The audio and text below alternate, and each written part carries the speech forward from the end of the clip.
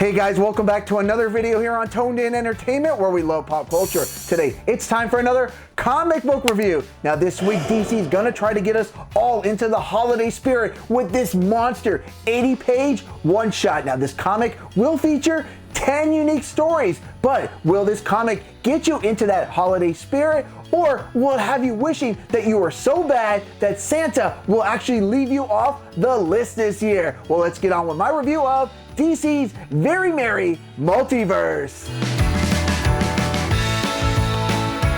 Right off the top, we have my favorite story in this issue revolving around Harley Quinn in the story called It's a Horrible Life. Here, Harley's been greeted by an angel in training named LAYMA, and instead of taking her to the past like the movie It's a Wonderful Life, he's going to take Harley on a tour of different Earths inside DC's multiverse, where Harley is going to learn that her present life isn't all that bad, especially after visiting Earth 33, where she would have been the epitome of her worst nightmare, living as a basic human using Facebook as her daily journal while sipping down pumpkin lattes. And what I really liked about this story is the journey in which LAYMA has to go on, and at the end of the story we actually find out that the Wonder Twins, well, they might actually be triplets. Two of the stories worth mentioning are Booster Gold and Twas The Night, where Booster Gold will find some way to bring employees of a restaurant some cheer while working through the holidays, and the story of Batman in Christmas by Gaslight, where the holiday looked to be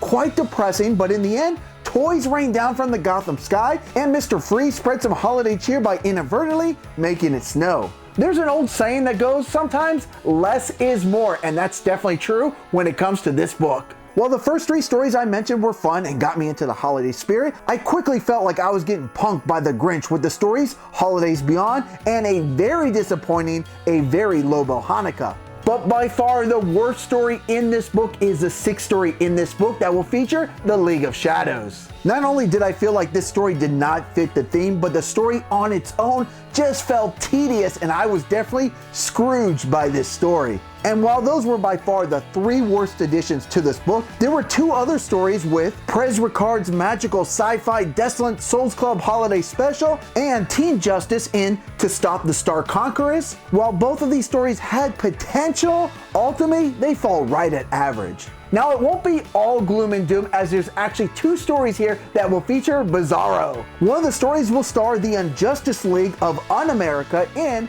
Have Yourself a Bizarro Little Christmas, that takes place on the square planet of Earth 29, where everyone talks like Bizarro, and the Injustice League, especially Flash Zorro, has really let themselves go.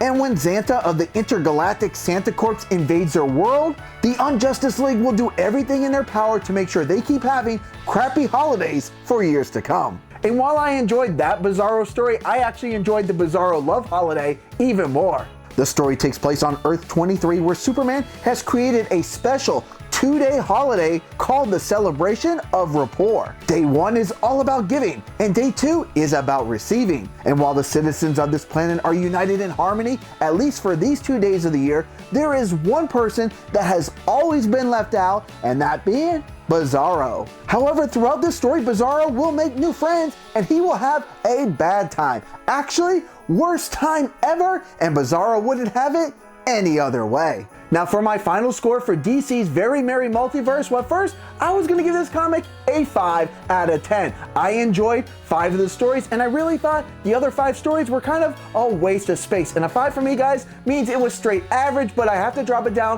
one more number score because of the $10 price point. So my final score is a 4 out of 10. Had they only put 5 of these stories in this issue and made the price point around $5 or $6, you know what? I would have recommended this comic, but for $10, guys, I can't recommend it. Now, did you guys read this comic? And if you did, what were your thoughts? Leave me a comment down below. And guys, if you like comic book reviews like this, make sure you subscribe here to Toned In Entertainment for future videos. Subscribe to the channel. Do it. Go now. Do it now.